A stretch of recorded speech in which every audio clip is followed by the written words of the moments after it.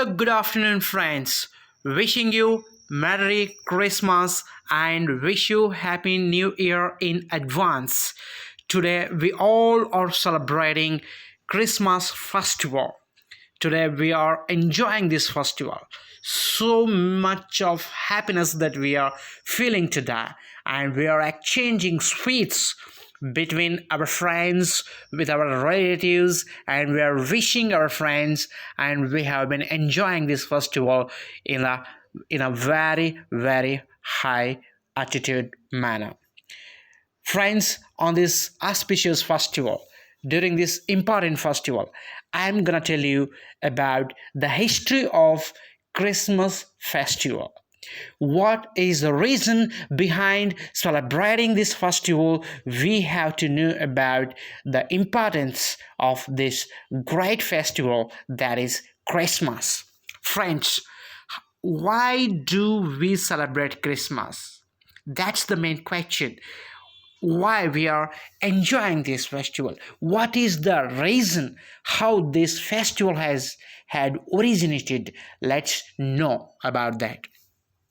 Here we have to know about how did Christmas start, the meaning of Saturnalia, and is Christmas really the day Jesus was born?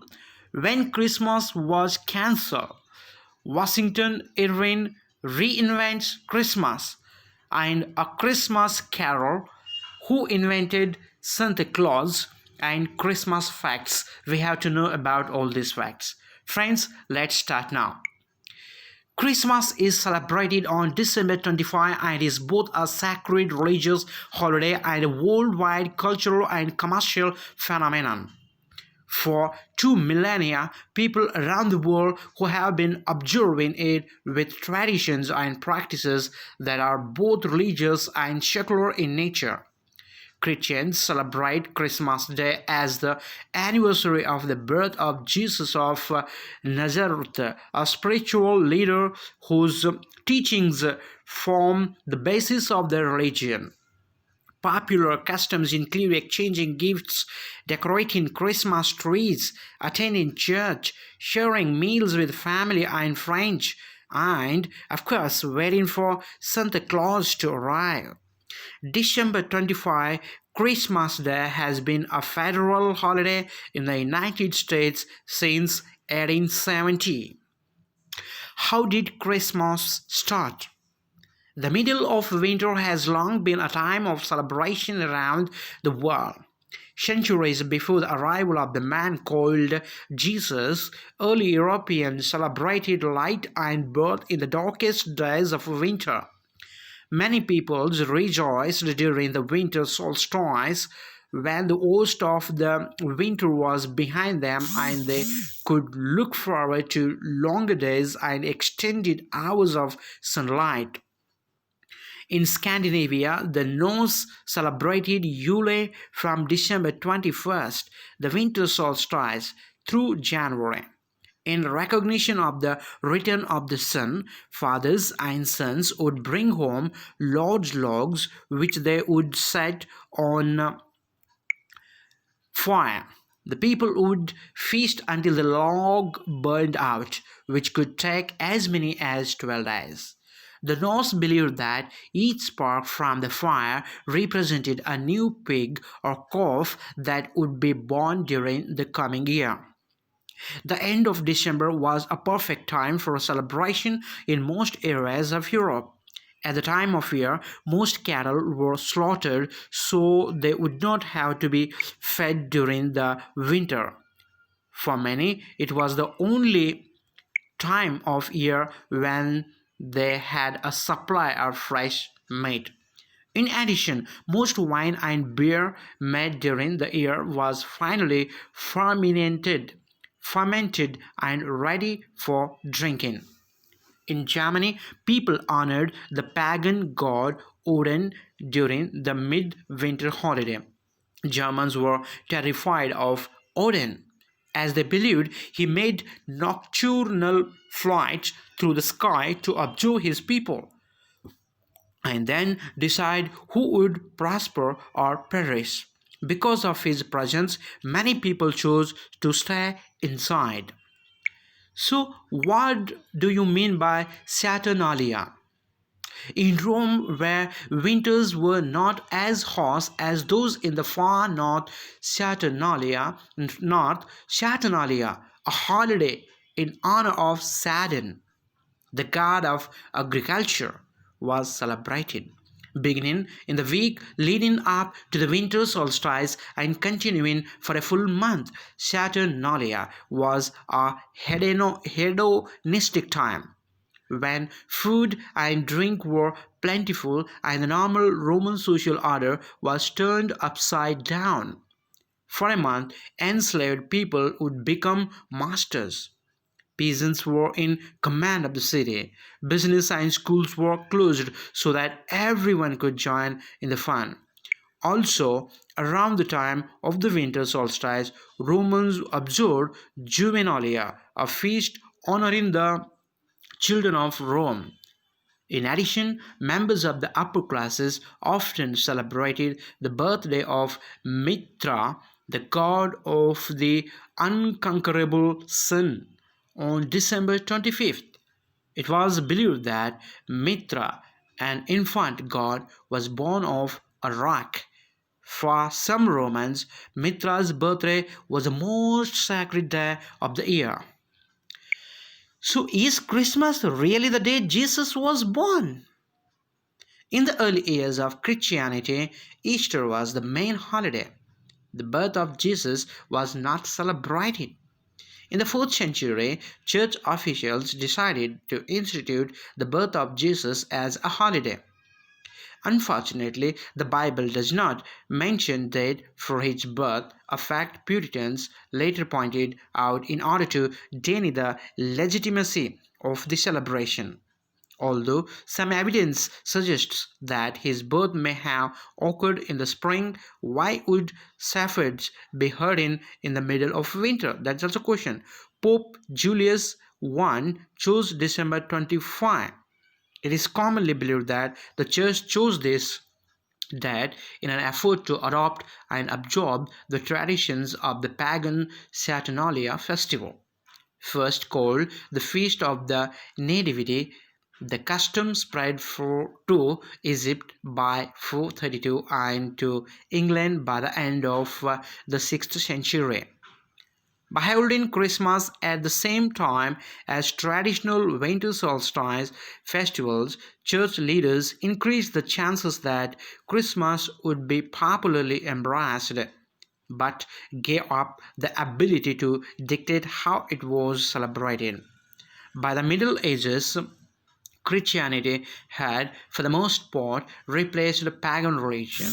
On Christmas, believers attended church, then celebrated raucously in a drunken, carnival-like atmosphere similar to today's Mardi Gras. Each year, a beggar or student would be crowned the Lord of Misrule, and eager celebrants played the part of his subjects. The poor would go to the houses of the rich and demand their best food and drink.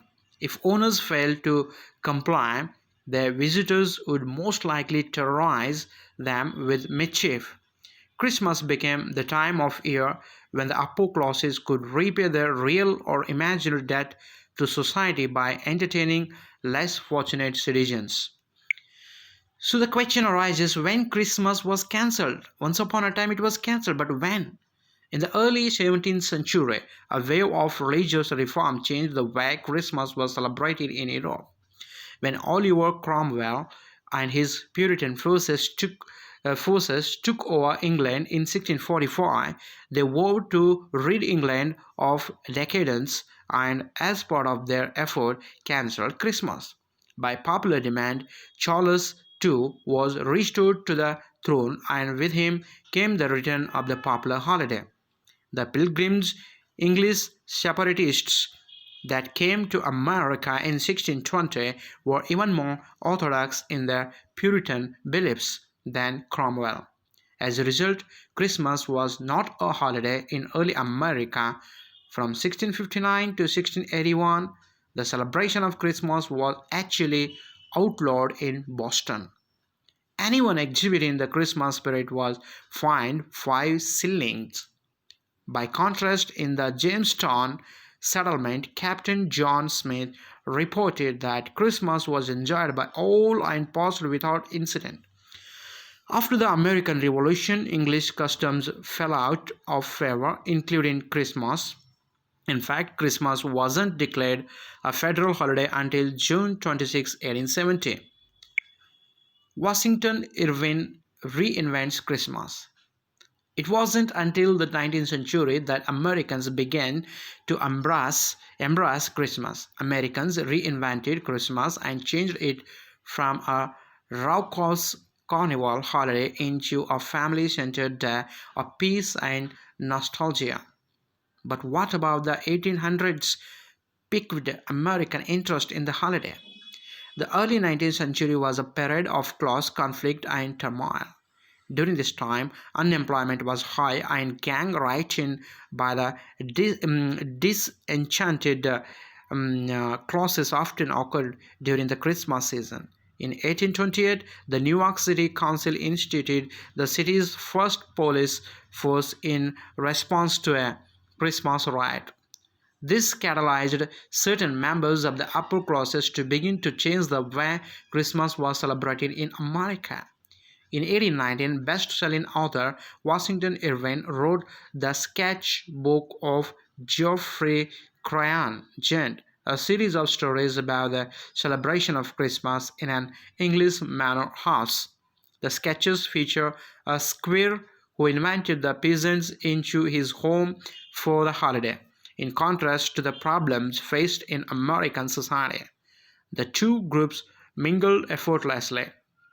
In Irving's mind, Christmas should be a peaceful, warm-hearted holiday, bringing groups together across lines of wealth or social status. Irving's fictitious celebrants enjoyed ancient customs, including the crowning of a Lord of Misrule. Irving's book, however, was not based on any holiday celebration he had attended. In fact, many historians say that Irving's account actually invented tradition by implying that it described the true customs of the season. A Christmas Carol, this is very important. Also, around this time, English author Charles Dickens created the classic holiday tale, A Christmas Carol. The story's message, the importance of charity and goodwill towards all humankind, struck a powerful chord in the United States and England and showed members of Victorian society the benefits of celebrating the holiday. The family was also becoming less disciplined and more sensitive to the emotional needs of children during the early 1800s. Christmas provided families with a day when they could lavish attention and gifts on their children without appearing to spoil them. As Americans began to embrace Christmas as a perfect family holiday, old customs were unearthed, and people looked toward recent immigrants and Catholic and Episcopalian churches to see how the day should be celebrated. In the next 100 years, Americans built a Christmas tradition all their own that included pieces of many other customs, including decorating trees, sending holiday cards, and gift giving. Although most families quickly bought into the idea that they were celebrating Christmas how it had been done for centuries, Americans had really reinvented a holiday to fill the cultural needs of a growing nation. Who invented Santa Claus? The legend of Santa Claus can be traced back to a monk named Saint Nicholas, who was born in Turkey around 280 Anno Domini. Saint Nicholas gave away all of his inherited wealth and traveled the countryside, helping the poor and sick, becoming known as the protector of children and sailors. Saint Nicholas first entered American popular culture in the late 18th century in New York when Dutch families gathered to honor the anniversary of the death of Saint Nicholas, Dutch for Saint Nicholas, or Sinterklaas for short. Santa Claus draws his name from this abbreviation. Santa Claus, otherwise known as Saint Nicholas or Kris Kringle, has a long history steeped in Christmas traditions. Today, he is thought of mainly as the jolly man in red who brings toys to good girls and boys on Christmas Eve. But his story stretches all the way back to the 3rd century when Saint Nicholas walked the earth and became the patron saint of children. Find out more about the history of Santa Claus from his earliest origins to the shopping mall Santas of today, and discover how two New Yorkers, Clement Clark Murray and Thomas Nast, were major influences on the Santa Claus millions of children wait for each Christmas Eve. The legend of Santa Nicholas, the real Santa Claus, actually. The legend of Santa Claus can be traced back hundreds of years to a monk named Santa Nicholas. It is believed that Nicholas was born sometime around 280 Anno Domini in Patara, near Mira in modern-day Turkey. Much admired for his pity and kindness, Saint Nicholas became the subject of many legends. It's said that he gave away all of his inherited wealth and traveled the countryside helping the poor and sick. One of the best-known Saint Nicholas stories is the time he being sold into slavery or prostitution by their father by providing them with a dowry so that they could be married. Over the course of many years, Nicholas' popularity spread and he became known as the protector of children and sailor. His feast day is celebrated on the anniversary of his death, December 6. This was traditionally considered a lucky day to make large purchases or to get married by the name Renaissance. By the name Renaissance, Saint Nicholas was the most popular saint in Europe even after the Protestant Reformation, when the veneration of saints began to be discouraged.